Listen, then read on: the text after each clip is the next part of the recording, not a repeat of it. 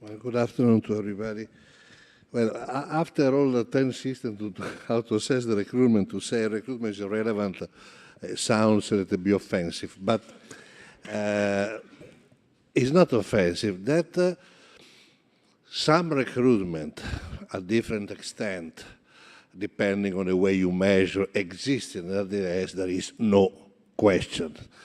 That if we open some part of the lung and we provide a PEEP sufficient to have a good gas exchange, good, viable gas exchange, that means higher PEEP in a more heavy lung is other absolutely acceptable. But the point is, the opening and closing, the keeping open, the use extremely high pressure to do this and this, is really relevant. I have to say that I have many, many doubts, which are increasing with the age. Maybe it's the unavoidable mental decay, but, you know. Let's to start some very basic consideration. First, that the pressure is an intensity property. Intensity means when we go the characteristic or specific and normalized piece of the system. Pressure is a force per unit of area. Has nothing to do with the volume of the lung.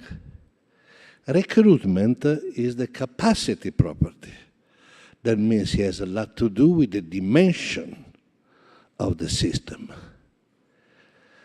Therefore, all the methods, just speaking about the assessment of recruitment, which are based on some specific measurement, means to refer some intensity property, may be looked with extreme attention.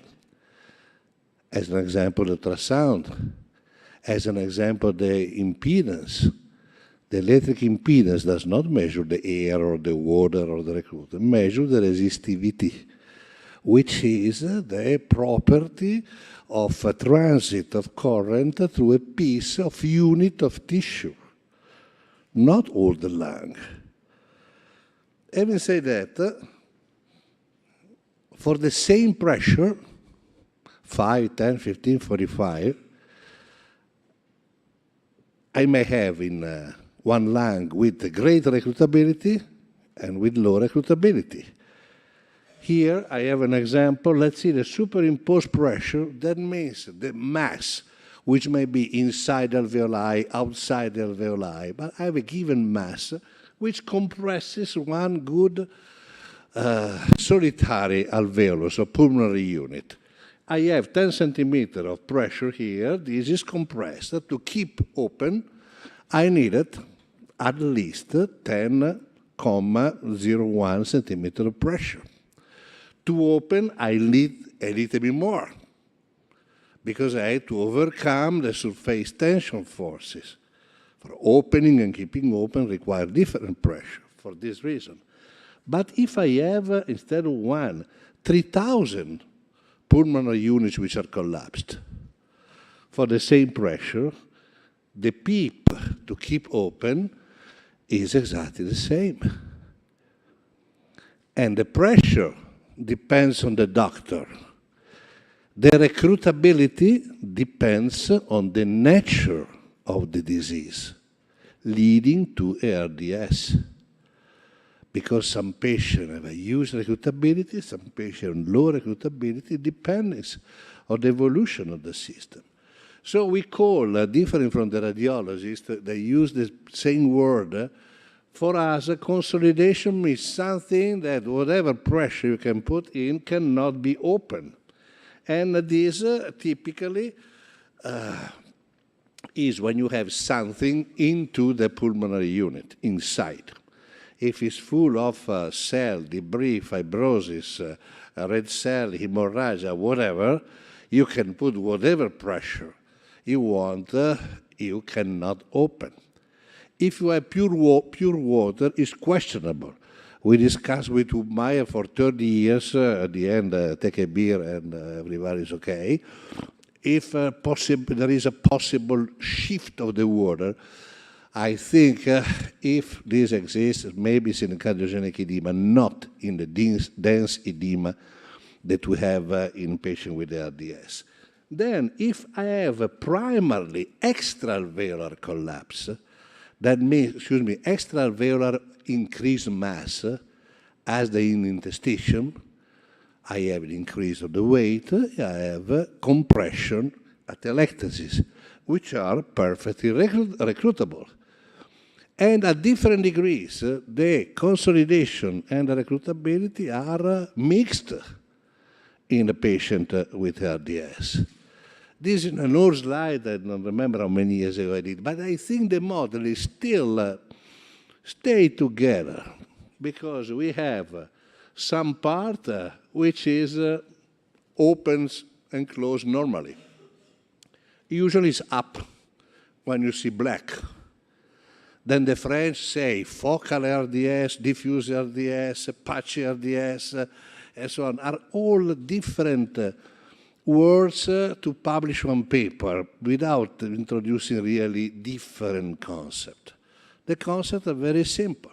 You have an increased mass, which may lead to a smaller weight collapse, and for opening this one is not great pressure required, 20 centimeters are okay, or you have, after some time, the complete reabsorption of gases, and these are sticky atelectasis, and the pressure required to open a sticky atelectasis are higher.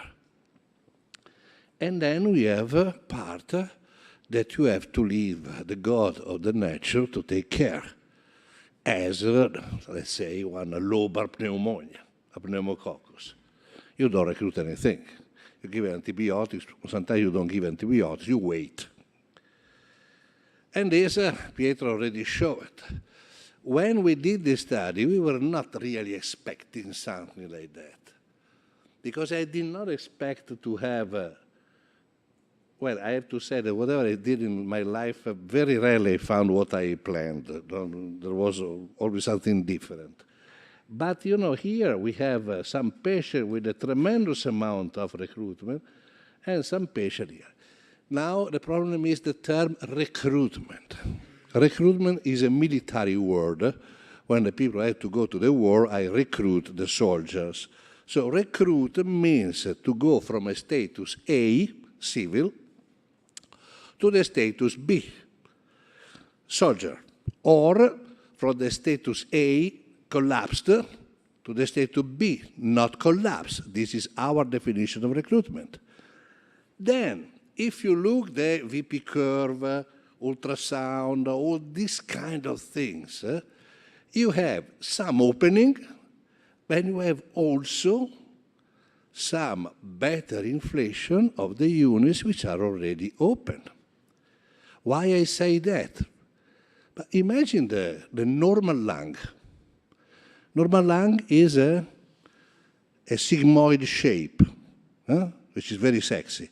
So I need more pressure at the beginning, then I have greater units and steeper, and then if I start the volume in the middle of the curve, my compliance is better than at the beginning, in a normal lung without any recruitment. And this is exactly what's happening in RDS when I use the volume pressure curve. And I found I have a gas which is 500 milliliters more. I start with FRC. 500, I say, recruitment is 100%. Well, okay. But maybe the tissue which was closed and open up is 1 gram. So it depends on the words we use and what we mean on the term of recruitment, which is very used with large different meanings. And let's see, it's late. So for the same opening pressure, recruitability, nature of the disease.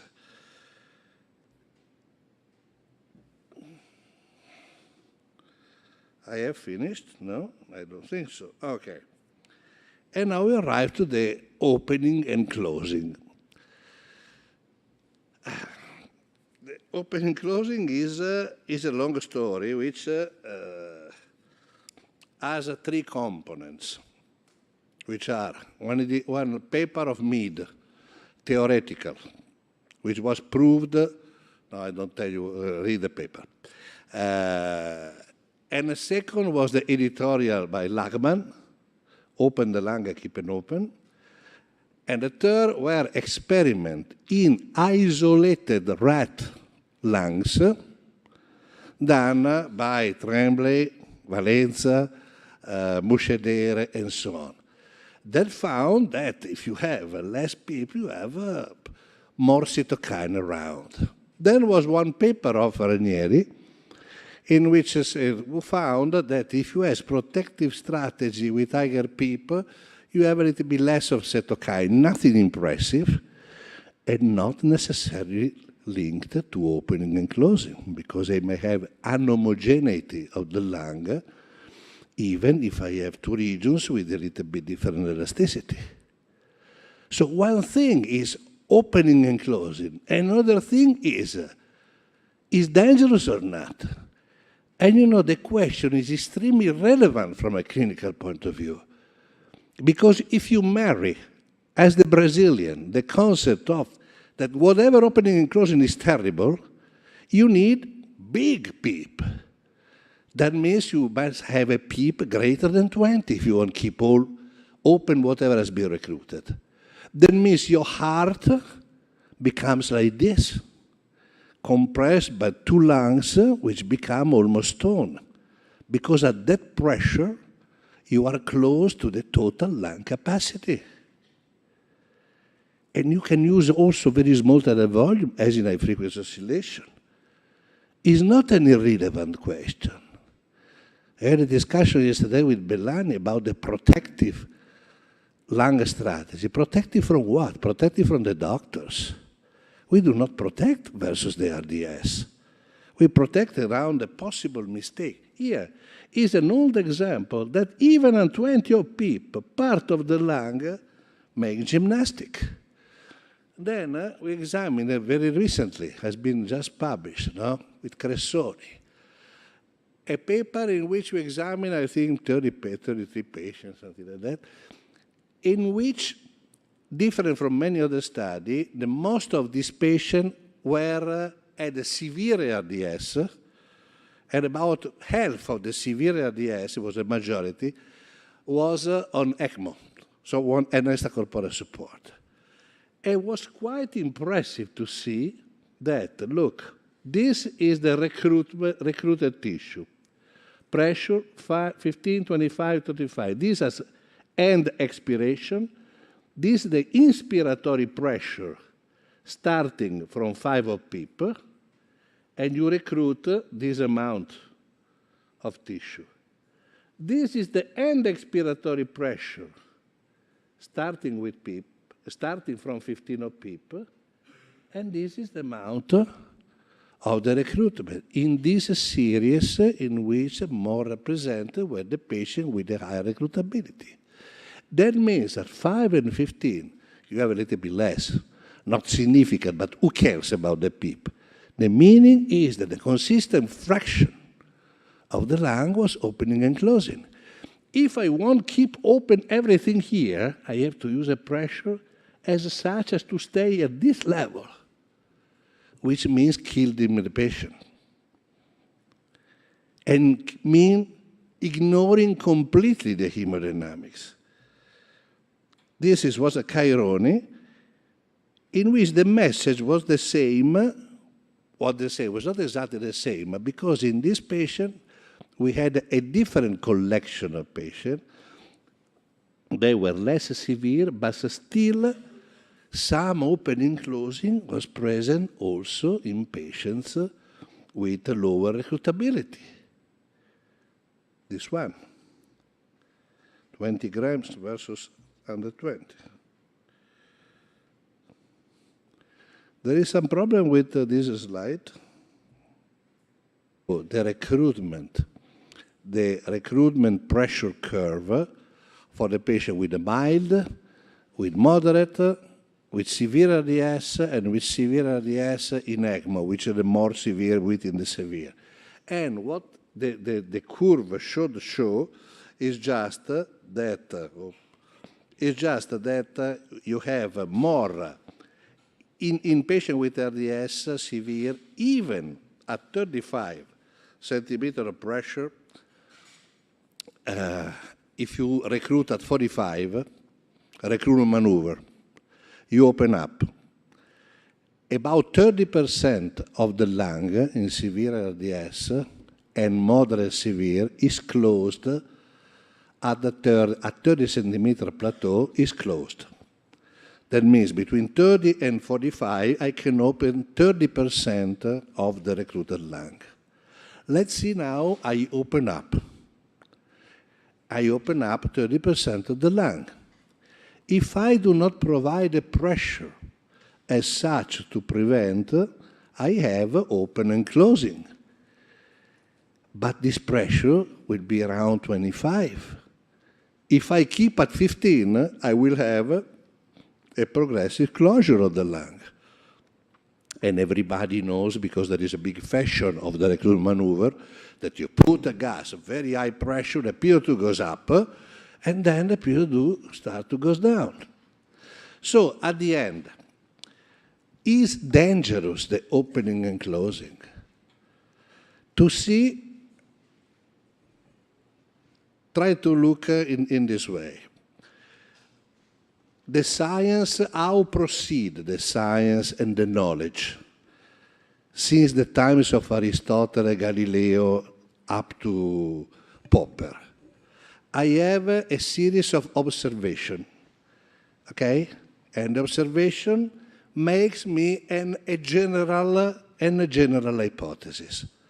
Observation is that the lung with the RDS open and close in a different amount, in different conditions, in some patients, and in a very high.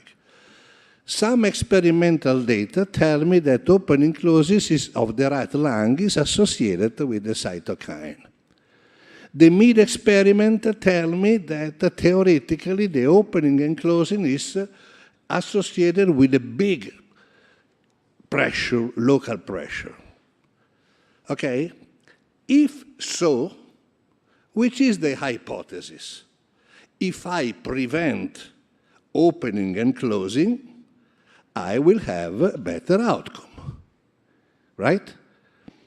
Galileo said, okay, good idea. Now you have to prove experimentally. So what kind of experiment we had? We had an experiment called RCT.